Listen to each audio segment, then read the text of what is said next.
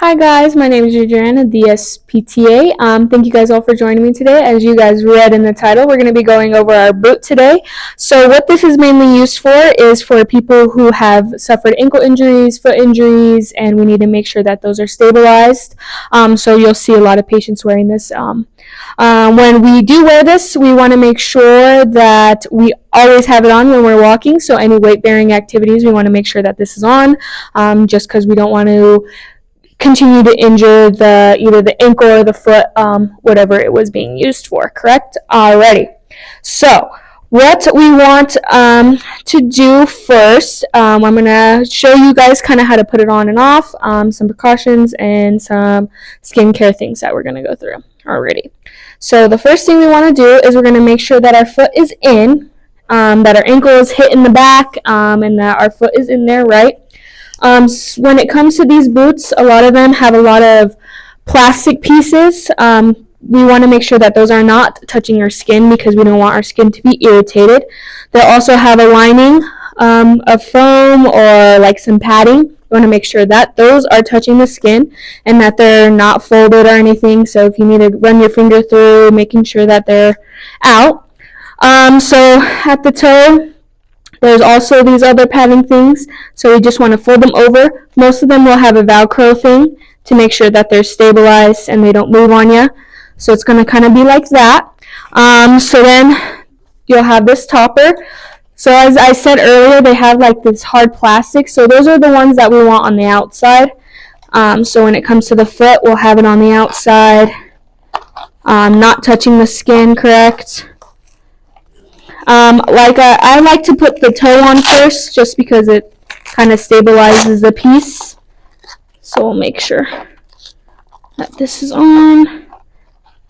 It might take some practice as well for a few times. It's not easy for everyone, as I just demonstrated.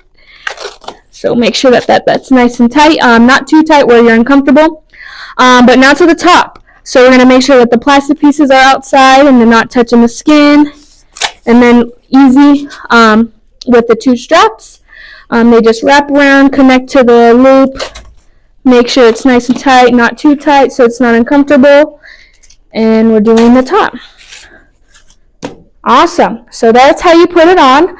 Some things that I want to go over is kind of some skin things. We want to avoid those wounds and stuff, creation of wounds or any blisters occurring. I do have a video that kind of deep dives more into skin and how to do some skin assessments for yourself. So if you want to go and click that video, that could be very beneficial when it comes to these kind of equipment. Also, when it comes to the equipment, we want to make sure that we keep it nice and dry, making sure that the Velcro is maintained. Kind of just taking care of this because it's something that you're going to be using for quite a while or maybe not even that long, but we want to make sure that we're always taking care of our equipment.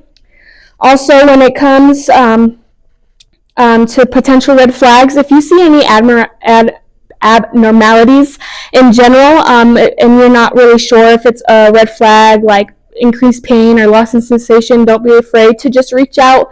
It's better to reach out than to just sit at home and it get worse, right? So we want to make sure that we're taking all the precautions that we can. So now when we take it off, we'll just take the straps off. Right, take the straps off, make sure that this is in a nice secure place, avoiding any tripping hazards, and like so. Also, it's nice to take it off when you're not having those weight-bearing exercises like walking or anything like that, just to avoid the skin irritations. But there's the boot for you. Thank you for joining me, and have a great day.